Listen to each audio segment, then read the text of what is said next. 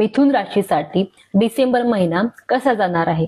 तर या महिन्यातला जो सुरुवातीचा पहिला पंधरवाडा आहे तो उत्तम आहे, अनुकूल आहे. बऱ्याच अनुकूल घटना तुमच्यासोबत घडणार आहे. सोबतच सहकाऱ्यांच्या मदतीने महत्वाची जी कामे असेल ते नक्की पूर्ण होणार आहे. मित्र परिवार किंवा तुमची भावंड असेल किंवा गुरुतुल्य व्यक्ती का असेना त्यांचा सल्ला जो आहे तुमच्यासाठी उपयोगी ठरणार आहे. नेक्स्ट जो पंधरवाडा आहे त्यामध्ये थोडे अडचणी दिसत आहे. तुमच्या वर्कप्लेसच्या ठिकाणी म्हणा किंवा तुमच्या डेली लाईफ मध्ये जे आहे कामाच्या ठिकाणी अडचणी दिसत आहे. कामं जे आहे ते पुढे ढकलल्या जात आहे. तुम्ही जर व्यवसाय पार्टनरशिप मध्ये करत असाल तर त्या व्यवसायामध्ये थोडं नुकसान जाणवत आहे.